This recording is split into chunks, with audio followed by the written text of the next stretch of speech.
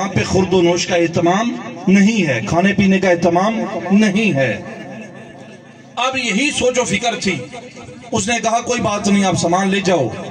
کہتے علم حاصل کرنے لگے، وہ سامان ختم ہو گیا، پھر اس کے بعد پاس گئے تو کہنے لگے اب ہمارے پاس مکمل پیسے ختم ہو گئے، ہم تمہارے مقروض بھی ہو گئے، اب ہم جا رہے ہیں اپنے ملک واپس، کچھ محنت کریں گے، کمائیں گے، پھر واپس آئیں گے اور تمہارے پاس آ کر تمہارا قرضہ بھی ادا کریں گے اور علم ہی حاصل کریں گے۔ اب تھا یہودی، تھا کیا؟ یہودی مسلمان کا کبھی دوست نہیں ہو سکتا، لیکن جسے اللہ ہدایت دینا چاہے اس کے لیے کوئی نہ کوئی راہ پیدا کر دیتا ہے۔ امام طبری اپنے حوالے سے لکھتے ہیں، کہتے ہیں کہ ہم جب یہ بات کہی تو یہودی تھا، مسلمان نہیں تھا۔ ہم مسلمان پتہ ہے کیا کرتے ہیں؟ رمضان کا مہینہ آئے تو ہم قیمتیں دگنی کر دیتے ہیں۔ ہم وہ مسلمان ہیں، تجارت کریں، کسی بندے نے ہم سے ادھار لینا ہو تو ہم اس کے کھاتے میں اپنی جانب سے پیسے لگاتے رہتے ہیں۔ ہم ایسے مسلمان ہیں، غور کریں، مسلمان ہیں ہم، لیکن دغا بازی ہم کرتے، دھوکہ ہم دیتے ہیں۔ وہ یہودی تھا، کہنے لگا کیا ہوا تمہارے پاس پیسے ختم ہو گئے؟ تم آئے ہو اپنے نبی کے دین کا علم حاصل کرنے کے لیے، واپس نہ جاؤ۔ امام طبری کہنے لگے میرے دوست بھی اور میں بھی بولے کہ ہمارے پاس پیسے نہیں، ہم واپس جائیں گے۔ کہنے لگا کیا ہوا پیسے نہیں؟ میں تمہارا کھاتا بنا دیتا ہوں، تم علم حاصل کرتے رہو، علم حاصل کرنے کے بعد جب اپنے وطن جاؤ گے کما کر مجھے واپس لوٹا دینا۔ تو کہتے ہیں ہم تو بڑے خوش ہوئے، ہم نے ایسے ہی کیا، ہم اسے سامان لیتے رہے، پڑھتے رہے۔ کہتے ہیں جب ہماری دستار فضیلت ہوئی، ہم اپنے وطن گئے، پیسے کمائے، کہ پیسے کما کے اسے لوٹاتے ہیں۔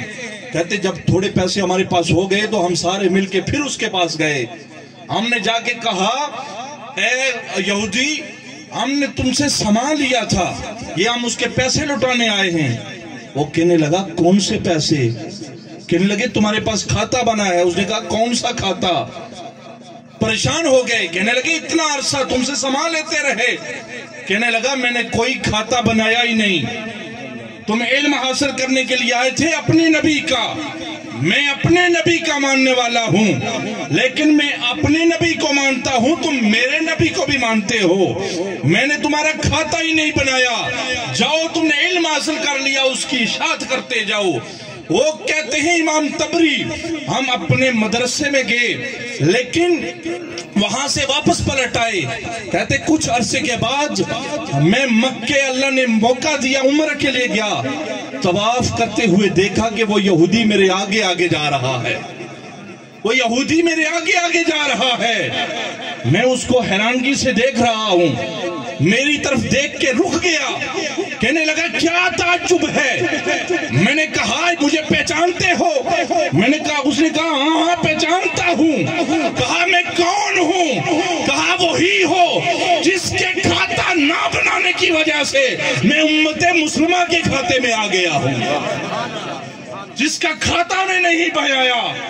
امام طبری کہتے ہیں میں تڑپ گیا، کعبہ میری آنکھوں کے سامنے ہے، میں نے پوچھا یہودی اب مسلمان ہو گیا ہے، بتا تو صحیح یہ کرم کیسے ہوا ہے؟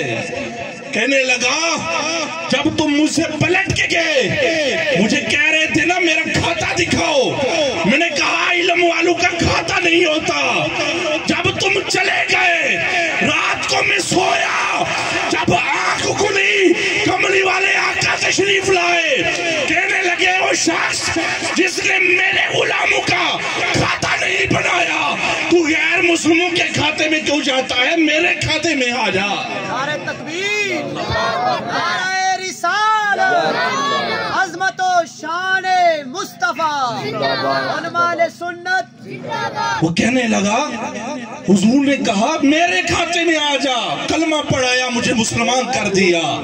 سمجھنے سے شام یہ ہے عظمت علماء کی، ایک یہودی ہو، غیر مسلم ہو، اسلام کو نہ ماننے والا ہو، محمد عربی کو نہ ماننے والا ہو، لیکن وہ بھی اگر کلمہ پڑھنا چاہے علماء کی خدمت میں لگے، رب की तौफीक अता फरमा देता है।